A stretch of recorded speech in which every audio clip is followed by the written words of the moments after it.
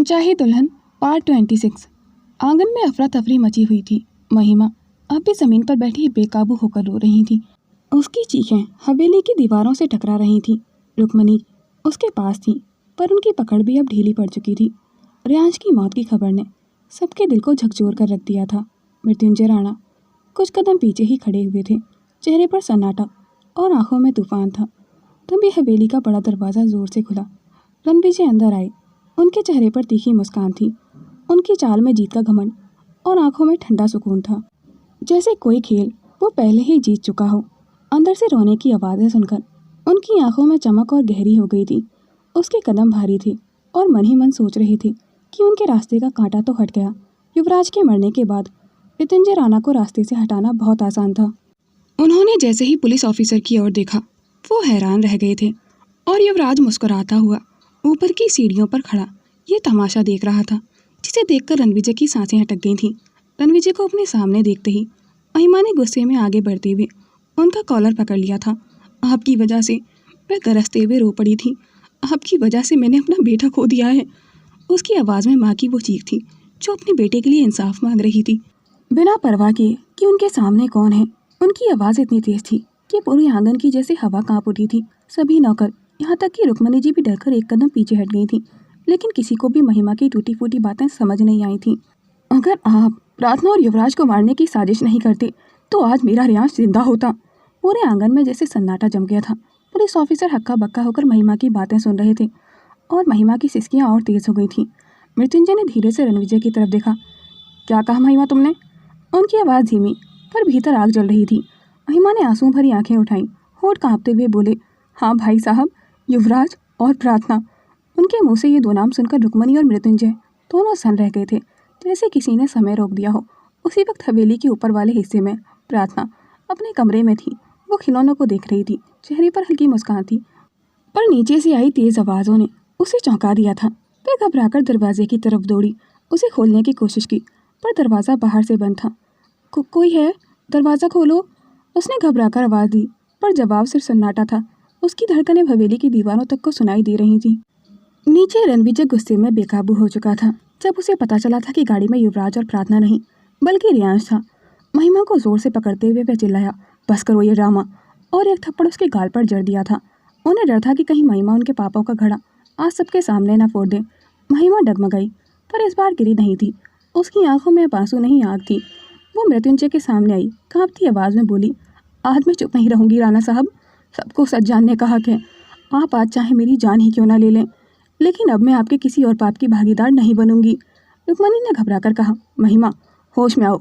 पर महिमा का गुस्सा बरस चुका था। होश में तो मैं अब आई हूँ दीदी। महिमा ने रोते हुए कहा, आपको याद है यशोमती की मौत?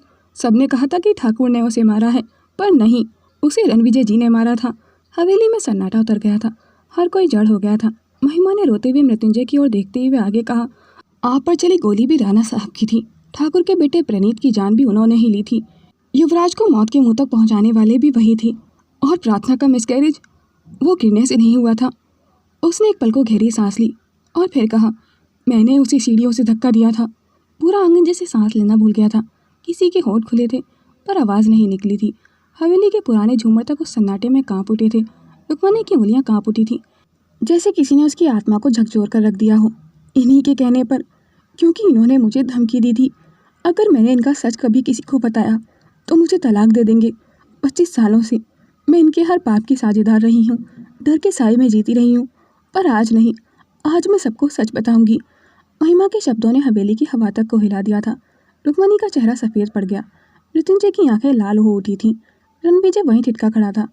आज उसके सारे पापों की गठरी सबके सामने खुल चुकी थी। उनकी सांसें भारी थीं और आंखें नम हो गई थीं।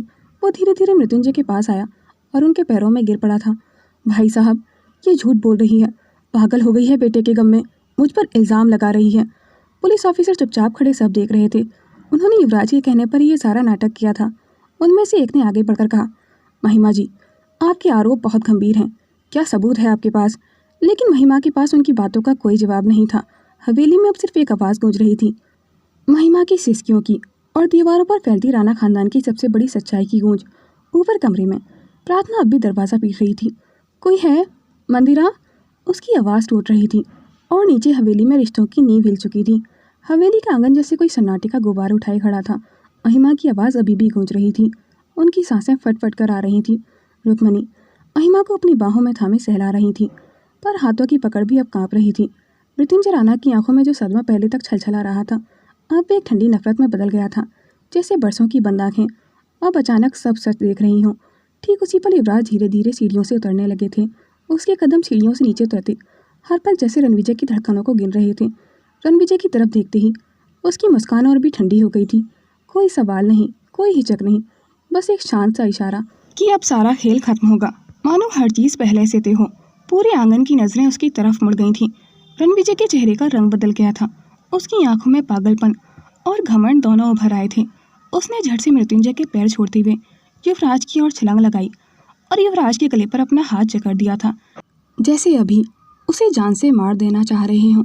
रणविजय की आंखों में अब डर नहीं था, बस वह पागलपन था जो अपने अंत को पहचान चुका हो। उसके चेहरे से सारी नकली मुस्कान उतर चुकी थी। अब बस एक जंगलीपन बाकी था। उसकी सांसें भारी थीं और होठों पर एक टूटती हुई हंसी। नीचे खड़े लोग डर से ठहर गए थे। महिमा की सांस रुक गई थी। रुक्मणी जी ने चीखने की कोशिश की, पर आवाज़ थर थर काँप कर दबकर रह गई थी। युवराज शांत मुस्कुरा रहा था। उसकी मुस्कान ने रणविजय को और भी पागल कर दिया था। रणविजय की पकड़ और मजबूत हो गई थी। युवराज की सांसें रुकने लगी थी, लेकिन उसने रणविजय को रोकने की कोशिश तक नहीं की थी। रणविजय ने युवराज के गले पर अपनी पकड़ कसते हुए कहा, हाँ, मैंने किया है सब। यशोमती, प्रणीत, सबकी मौत मेरे हाथों लिखी थी। मुझे कोई नहीं रोक सकता। उसका हर शब्द जैसे हवेली की दीवारों से टकरा कर लौट रहा था। हर चेहरा पत्थर बन गया था। रुक्मणी जी के हाथ कांप रहे थे और महिमा की आंखें आंसुओं से भर चुकी थीं। उन्होंने युवराज की ओर देखते हुए कहा, आज इसे मारकर मैं इस हवेली का बड़ा सरकार बनूंगा। उसकी आवाज़ में वह घमंड था जो अब टूटते घर की दीवारों से टकरा रहा था। युवराज उसे ऐसे देख रहा था कि पहले से ही उसकी हर चाल पड़ चुका हो। युवराज ने एक पल में उसका संतुलन खोने का इंतजार कर लिया था। रणविजय ने रिवॉल्वर निकालकर युवराज के माथे पर तान दिया था, लेकिन वक्त उसकी तरफ नहीं था। युवराज ने एक तेज लात मारी। रणविजय का पांव फिसला और एक जोरदार ठोकर से नीचे की ओर गिर पड़ा था। रिवॉल्वर उसके हाथ से छूटकर एक धक्का खाकर आंगन में लड़खड़ा कर गिर गई थी। पुलिस ऑफिसर झट से आगे बढ़े। उन्होंने रणविजय को घेर लिया था, हथकड़ी बांधी और उसे दबोच लिया था। रणविजय चीखा, बिखरा, पर उसके शब्द अब हवा में खो गए थे। रुक्मणी महिमा को मजबूती से बाहों में लिए सहला रही थी। उनकी आवाज़ कांप रही थी, ठीक है महिमा, अब चुप हो जाओ, सब ठीक हो जाएगा। पर रणविजय का सच जानकर उनकी आवाज़ भी कांपती हुई लग रही थी। मृत्युंजय का चेहरा कड़वा हो चुका था। उन्होंने रणविजय के चेहरे पर एक जोरदार थप्पड़ मारा, थप्पड़ ऐसा कि गाल पर निशान उठ गए थे। उसकी आंखों ने अब निर्णय ले लिया था। वह मुंह फेर कर बोले, ले जाइए इसे। और जैसे ही पुलिस ने रणविजय को खींचना शुरू किया, मृत्युंजय ने उसके सामने से मुंह फेर लिया था। इंसाफ और नफरत दोनों के बीच एक सोना सा फासला था।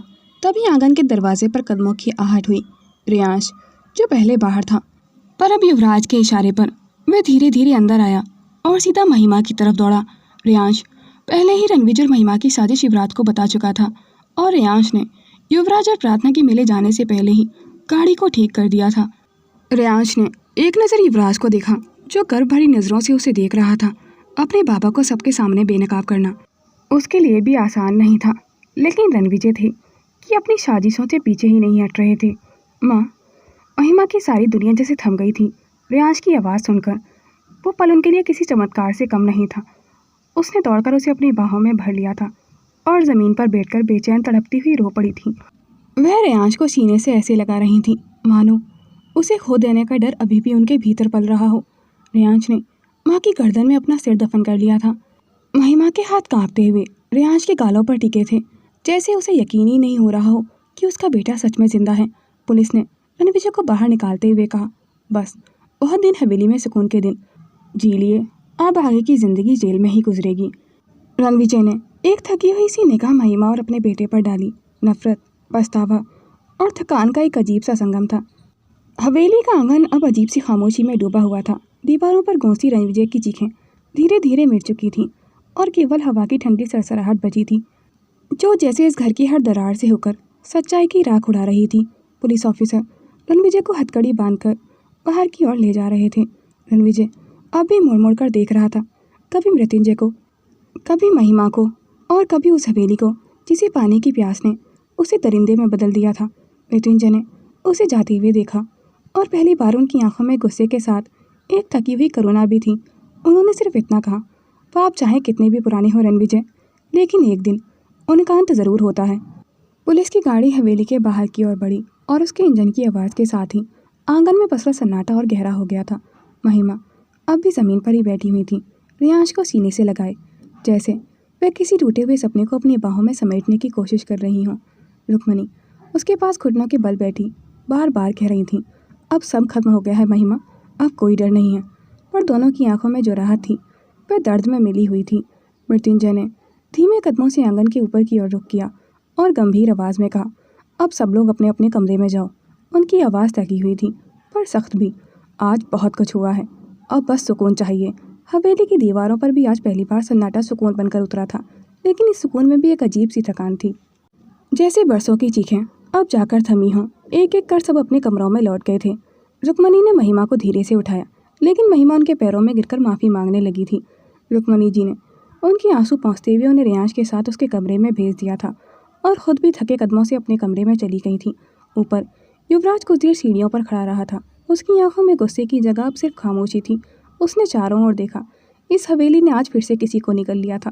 वह धीरे धीरे अपने कमरे की ओर बढ़ा। कमरे के दरवाज़ा खोलते ही प्रार्थना वहाँ थी। उसकी आंखें लाल थीं और आंसू सूख चुके थे। वो पिछले 1 घंटे से दरवाज़ा खोलने की कोशिश कर रही थी। वह घबराई हुई थी, पर जैसे ही युवराज को देखा उसके चेहरे पर गुस्से की लकीर खिंच गई थी। वह गुस्से से फट पड़ी थी। आपने आपने दरवाज़ा क्यों बंद किया था? उसकी आंखों में डर और शिकायत एक साथ तैर रहे थे, जैसे वो कोई जवाब नहीं, बस अपने दर्द की वजह ढूंढ रही हो। उसकी आवाज़ कांप रही थी, पर उसमें शिकायत भी थी।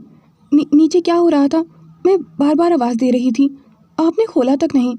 युवराज कुछ नहीं बोला था, बस धीरे से उसकी तरफ बढ़ा, उसकी आंखों में झांकता हुआ।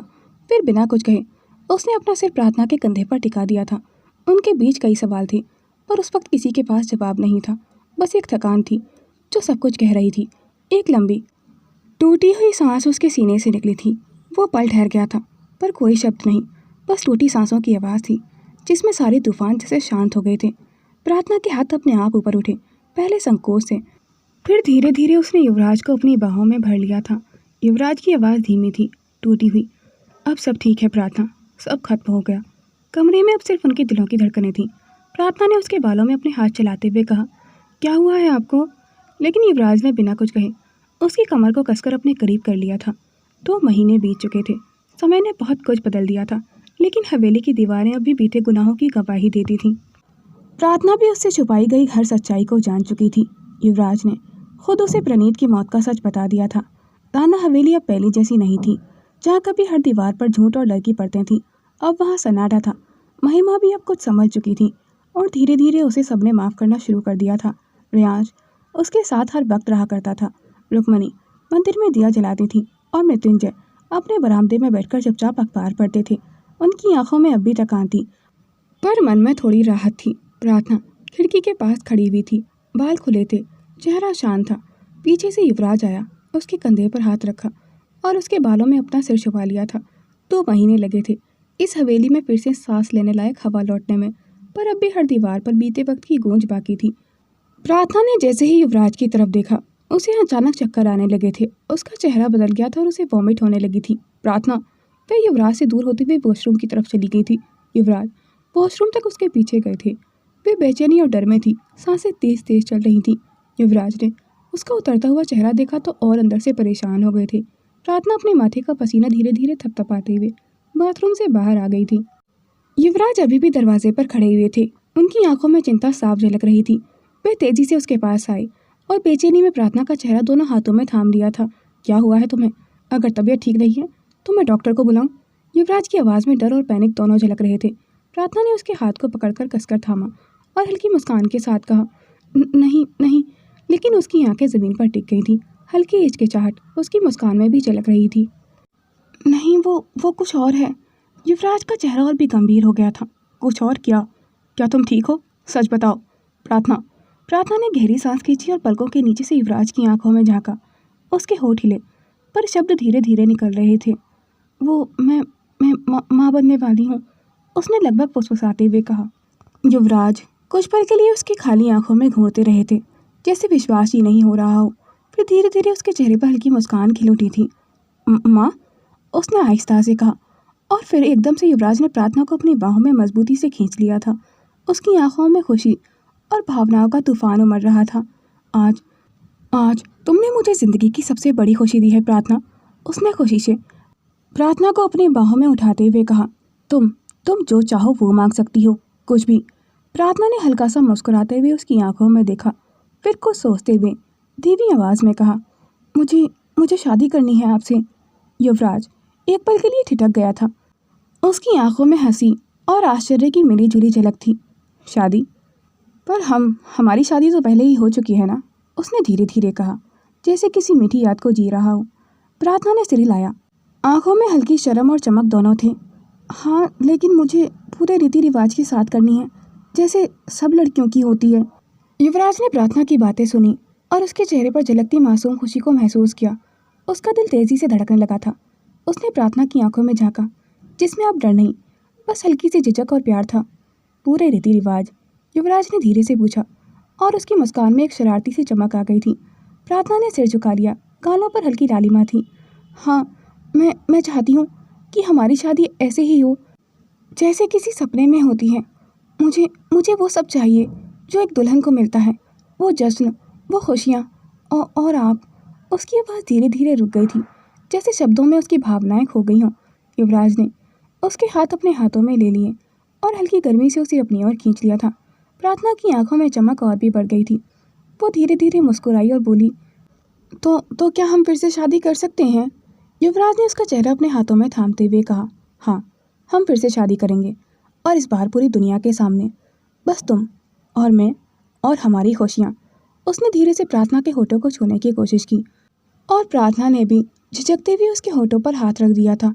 युवराज ने हैरानी और हल्की खींच भरी नज़रों से प्रार्थना को देखा। ये तुमने क्या किया? उसने धीरे से पूछा। प्रार्थना हल्की सी शर्म से उसके सामने झुकी। उसके गाल लाल हो गए थे। वो मंदिरा ने कहा था कि अब हमें आपसे दूर रहना चाहिए। उसकी आवाज़ में झिझक थी। युवराज की आंखों में हल्का सा गुस्सा था।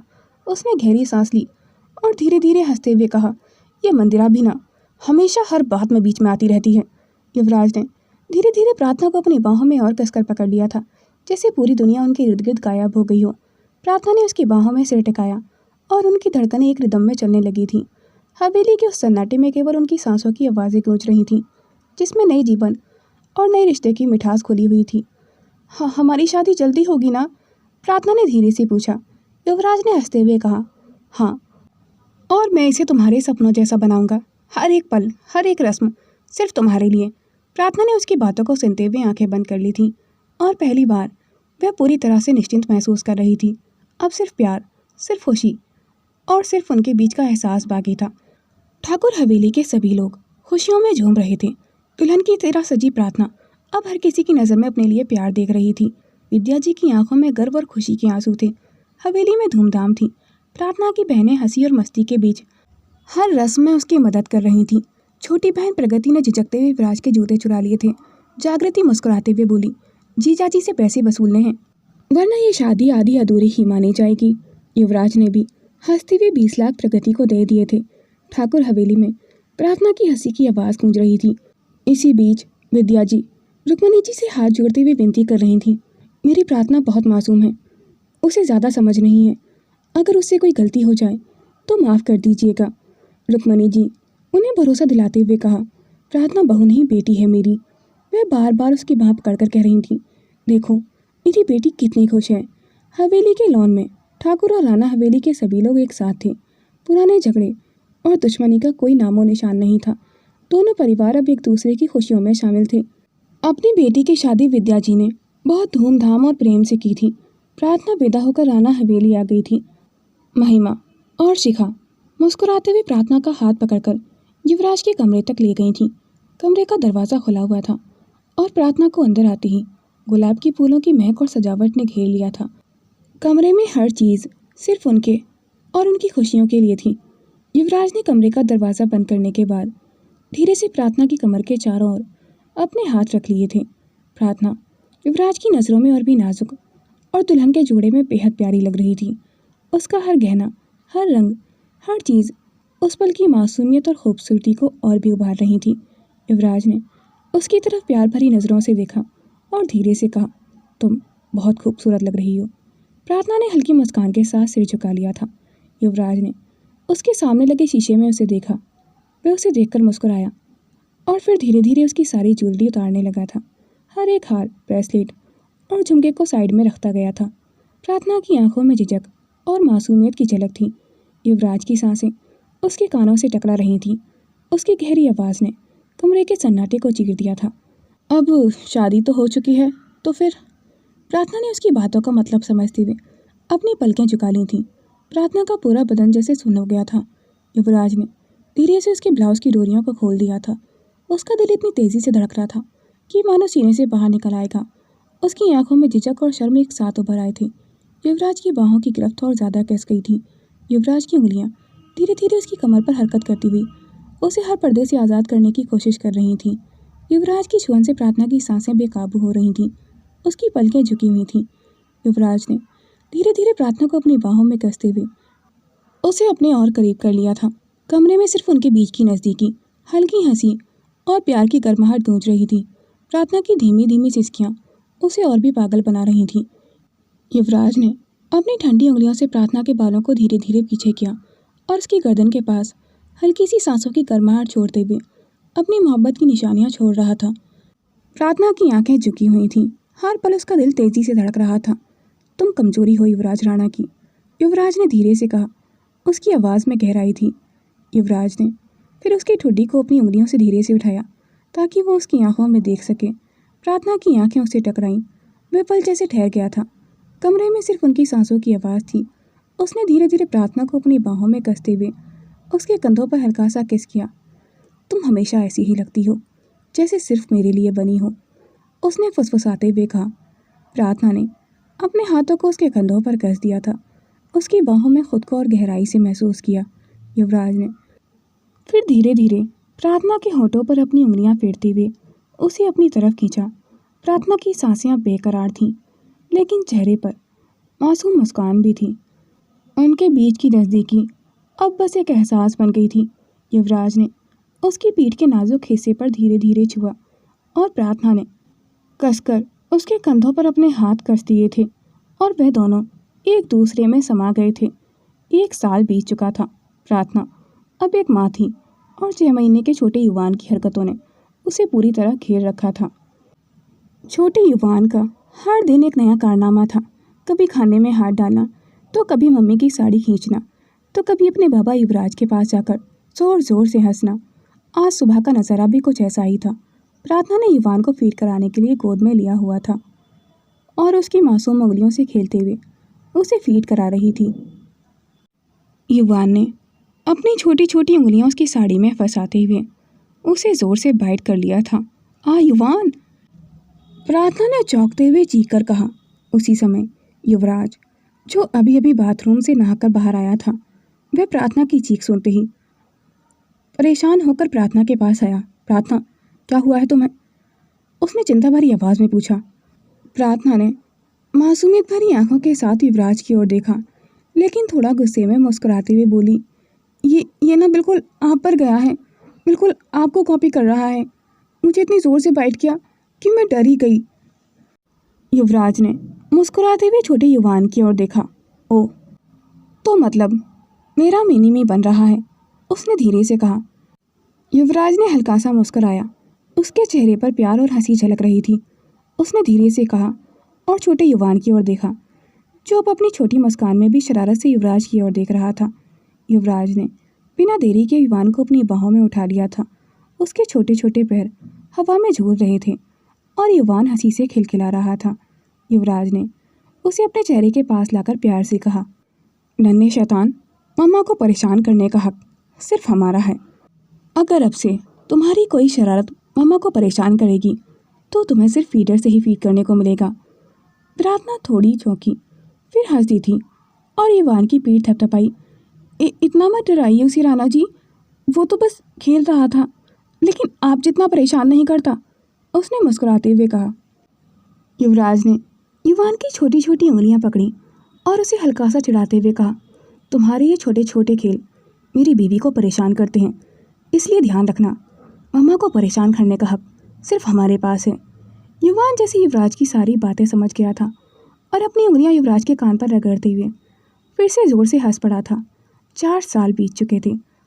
हवेली का आंगन अब बच्चे की हंसी और खेल की गूंज से भर गया था। छोटा युवान अब 4 साल का हो चुका था और अपने दादा दादी के साथ खिलखिलाते हुए खेल रहा था। महिमा ने उसे देखकर कहा, दीदी, युवान बिल्कुल युवराज पर गया है ना? सरोजनी जी, जो हमेशा की तरह अपने झूले पर बैठी हुई थी, उन्होंने हल्का सा मुस्कुराते हुए कहा, ना, बिल्कुल अपने दादा पर गया है। मृत्युंजय बचपन में मुझे ऐसे ही परेशान करता था। वहीं रेयांश और विधान की भी शादी हो चुकी थी। विधान की एक प्यारी सी बेटी विधि और रेयांश के ट्विंस एकांश और शिवांश भी अब हवेली की हलचल का हिस्सा बन चुके थे। दोनों ट्विंस अपनी शरारत और नटखट हरकतों से बाकी सबकी नाक में दम कर देते थे। अचानक हवेली के सन्नाटे में बच्चों की हंसी और दौड़ते भागते कदमों की आवाज़ें गूंज उठी थीं। प्रार्थना युवान के पीछे उसे खाना खिलाने के लिए दौड़ रही थी। रणविजय अब सलाखों के पीछे अपने किए की सज़ा काट रहे थे और हवेली में हर तरफ एक नया सुकून और शांति का माहौल था। शिखा की शादी भी प्रार्थना के भाई खुशहाल से हो चुकी थी और दोनों हवेलियां अब हमेशा खुशियों से भरी रहती थीं। प्रार्थना की पेंटिंग्स अब आर्ट म्यूजियम में बेची जाती थीं और लोग उसके हुनर की तारीफ करते नहीं थकते थे। युवराज के साथ ने प्रार्थना को बहुत ज़्यादा कॉन्फिडेंट बना दिया था। अब वो लोगों का सामना करने में बिल्कुल भी नहीं डरती थी। वह अब अपने काम और अपने परिवार दोनों में पूरी तरह खुश थी। युवराज ने प्रार्थना की ओर देखा। छोटे युवान और हवेली के सभी बच्चे उसके चारों ओर खेल रहे थे। युवराज ने सबकी नज़रों से बचते हुए धीरे धीरे प्रार्थना की ओर कदम बढ़ाए, लेकिन प्रार्थना रुक्मणी जी से बात करते हुए किचन की ओर चली गई थी। हवेली की आंगन में बच्चों की हंसी और खेल की हलचल थी। प्रार्थना जैसे ही युवान को खाना खिलाकर वापस अपने कमरे में आई, युवराज ने फौरन उसे कॉर्नर में पिन कर लिया था। प्रार्थना पहले तो हल्की सी झिझकी, लेकिन उसकी आंखों में जो चमक थी वह युवराज के लिए हमेशा की तरह और भी आकर्षक लग रही थी। युवराज ने धीरे से उसके चेहरे पर बिखरी लटों को हटाया और धीरे से उसके करीब झुकते हुए फुसफुसाए, तुम भूल क्यों जाती हो कि सिर्फ तुम्हारे बेटे को ही नहीं, मुझे भी भूख लगती है। प्रार्थना ने हल्की झिझक के साथ कहा, बच्चे बाहर खेल रहे हैं, कोई देख लेगा तो? युवराज ने मुस्कुराकर कहा, मुझे कोई फर्क नहीं पड़ता, मेरी दुनिया तो बस तुम हो। युवराज ने धीरे से उसके होठों को अपने होठों से छू लिया था और करीब 10 मिनट तक युवराज उसे बेपरवाही के साथ किस कर रहा था। प्रार्थना हल्की सी सिहर कर उसकी बाहों में खो गई थी। जैसे ही युवराज ने प्रार्थना को अपनी बाहों में महसूस किया, छोटे युवान की तेज आवाज़ सुनाई दी, बाबा, मम्मी को छोड़ो, मेरी मम्मी है। युवान की आवाज़ सुनकर युवराज हंसते हुए पीछे हटे और युवान की ओर झुकते हुए उसे गोद में उठा लिया था और प्रार्थना के शर्म से झुके हुए चेहरे की ओर देखते हुए कहा, मम्मी सिर्फ मेरी है, पूरा दिन तो मेरी बीवी के साथ तुम रहते हो। युवान ने अपनी नाक सिकोड़ते हुए कहा, नहीं, आप मेरी मम्मा को छू भी नहीं सकते। उसने तेजी से युवराज के सीने पर अपने छोटे छोटे हाथ के मुक्के मारते हुए कहा। प्रार्थना हल्की सी हंसी रुकते हुए दोनों को उसके लिए फाइट करते हुए देख रही थी। युवराज ने उसकी नाक पकड़ते हुए कहा, नहीं, प्रार्थना सिर्फ मेरी है और उसे मैं छू सकता हूँ। युवान ने अपनी ताकत दिखाते हुए युवराज के हाथ पकड़ लिए थे, जो प्रार्थना के चेहरे को हल्के से छू रहे थे। बाबा, मम्मी मेली है, आपको दूर रहना होगा। युवान ने अपनी छोटी सी लकड़ी की तलवार से युवराज को डराते हुए कहा। युवराज ने छोटे डर के साथ अपने हाथ ऊपर उठाए और कहा, अरे ये छोटा तो वॉरियर निकला। युवान और युवराज की यह प्यारी सी टकराहट आंगन में गूंज रही थी। प्रार्थना ने उनके बीच जाकर धीरे से युवान से कहा, युवान, मम्मा को बाबा और युवान दोनों का प्यार चाहिए। युवान ने थोड़ी देर सोचकर अपने हाथ फैलाए और प्रार्थना ने तुरंत उसे अपनी बाहों में उठाकर जोर से गले लगा लिया था। युवराज मुस्कुराए और युवान ने नाक सिकोड़ते हुए कहा, ठीक है, बाबा भी मम्मा को प्यार कर सकते हैं, पर मम्मी हमेशा मेरी रहोगी ना आप? युवान ने प्रार्थना के गाल पर प्यारा सा किस करते हुए कहा। युवराज और प्रार्थना दोनों हंस पड़े थे। युवराज ने युवान और प्रार्थना दोनों को अपनी बाहों में कसकर थाम लिया था 4 साल बीत चुके थे, लेकिन प्रार्थना के लिए युवराज का प्यार और जुनून हर दिन और गहरा होता जा रहा था। प्रार्थना ने पल भर के लिए उसकी आंखों में देखा और मुस्कुराती हुई उसके हाथों में अपना हाथ रख दिया था। वह पल हवेली की हल्की धूप और बच्चों की हंसी के बीच दोनों के लिए एक सुकून भरी नज़दीकी बन गया था। समय बीतता गया, लेकिन उनका प्यार और विश्वास और परिवार की खुशियाँ हमेशा बढ़ती रहीं। हवेली में अब सिर्फ हंसी, प्यार और सुकून का माहौल था। प्रार्थना और युवराज अपने बच्चों और परिवार के बीच अपने प्यार के सबसे खूबसूरत पल जी रहे थे, और उस परफेक्ट पल में उन्हें पता था कि चाहे भविष्य में कुछ भी हो, उनका प्यार हमेशा उनके साथ रहेगा। हवेली की दीवारें जो कभी रहस्यों और दर्द की गवाह थीं, अब सिर्फ हंसी और मोहब्बत की कहानियाँ कहती थीं, और उन कहानियों का सबसे खूबसूरत हिस्सा थे युवराज और प्रार्थना। Happy ending. दोस्तों, आपने अनचाही दुल्हन कहानी को बहुत ज़्यादा प्यार दिया था। जिन लोगों ने प्रार्थना और युवराज के सफ़र को अब तक देखा है, प्लीज़ एक प्यारा सा कमेंट करके बताएं कि आपको ये कहानी कैसी लगी। आपका एक प्यारा सा कमेंट मुझे लिखने के लिए बहुत ज़्यादा मोटिवेट करता है। और कल से आपके सामने एक और नई कहानी आएगी, arrange marriage with toxic CEO। Aditya Agnivanshi, mister perfectionist. उसके लिए ज़िंदगी का मतलब सिर्फ कामयाबी और कंट्रोल थे। प्यार, जज्बात, इंसानियत उसके लिए बस एक इल्यूजन है।